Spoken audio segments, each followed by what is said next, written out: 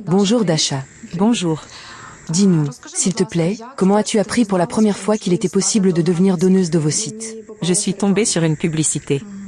Quelle a été la principale raison de ta décision de participer à ce programme?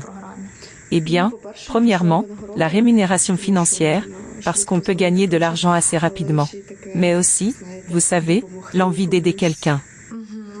As-tu longtemps réfléchi avant d'accepter de devenir donneuse? Oui, vous savez, j'y ai pensé pendant un certain temps, et je me disais, et si quelque chose arrivait? Et en plus, personne n'en parle vraiment.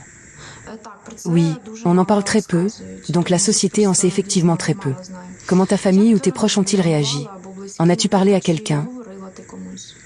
Ils ont réagi calmement. J'en ai parlé à une amie. Elle m'a dit, moi aussi j'irais bien, mais je n'ai pas d'enfant, alors qu'il faut en avoir un. Ma mère aussi l'a très bien pris.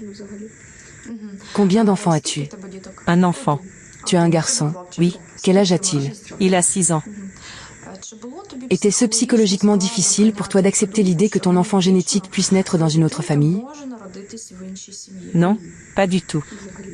Comment s'est passée la préparation à la procédure? Était-ce difficile ou pas? Non, mais comme personne ne parle vraiment de tout ça, je pensais que ce serait plus rapide. Je me disais que mon organisme fait déjà tout naturellement. Je pensais venir, faire les analyses, et qu'on me dirait, tout est parfait, on y va. Mais en réalité, il faut aussi une stimulation, prendre des médicaments, cela prend un certain temps, on te suit régulièrement. C'est intéressant, mais c'est long. À ton avis, la société est-elle suffisamment informée sur le don d'ovocytes en cette période difficile? Non, pas du tout. Personne ne sait vraiment rien. Moi aussi, quand j'en ai entendu parler pour la première fois, j'ai réagi comme ça. Quoi? Mais qu'est-ce que c'est? C'était encore dans une autre ville, et là-bas on m'a dit, certains de tes analyses ne sont pas bonnes, il y a encore quelque chose qui ne va pas. Et moi je me suis dit, bon, c'est fini, je ne suis pas apte, c'est tout. Mais quand je suis tombée sur cette clinique, on m'a dit, non, tout va bien, et on m'a tout expliqué plus en détail. Maintenant je comprends au moins un peu mieux et je peux en parler à quelqu'un. Mais, pour être honnête, les gens ne savent presque rien à ce sujet. Malheureusement.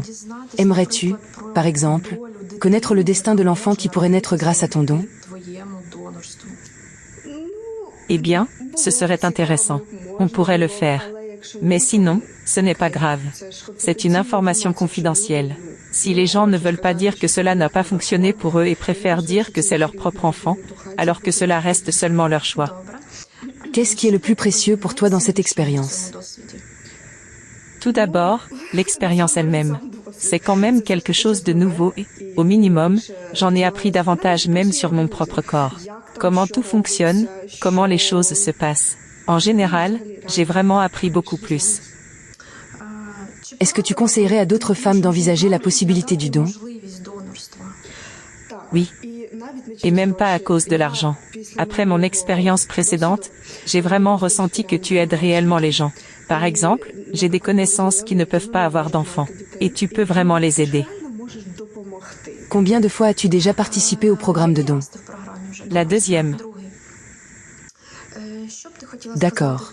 Que voudrais-tu dire aux personnes qui ne comprennent pas ou qui condamnent le don d'ovocytes?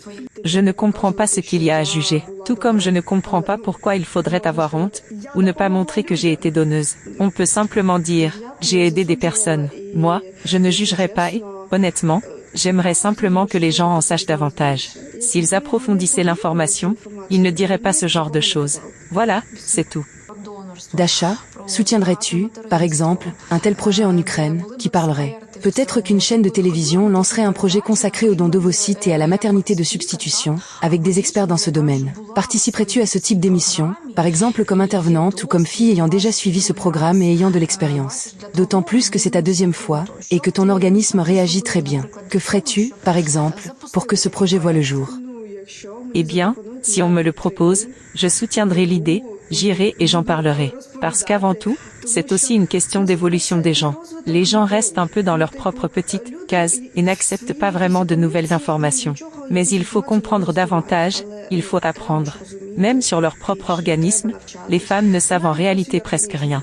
Il y a des gens qui ont simplement accouché et qui disent, eh bien, ça s'est fait tout seul, la nature l'a fait ainsi. Oui, c'est vrai. Dasha, je te remercie beaucoup. J'espère que nous nous reverrons, et peut-être un jour dans de nouveaux projets à la télévision. Merci beaucoup à toi. Au revoir. Au revoir.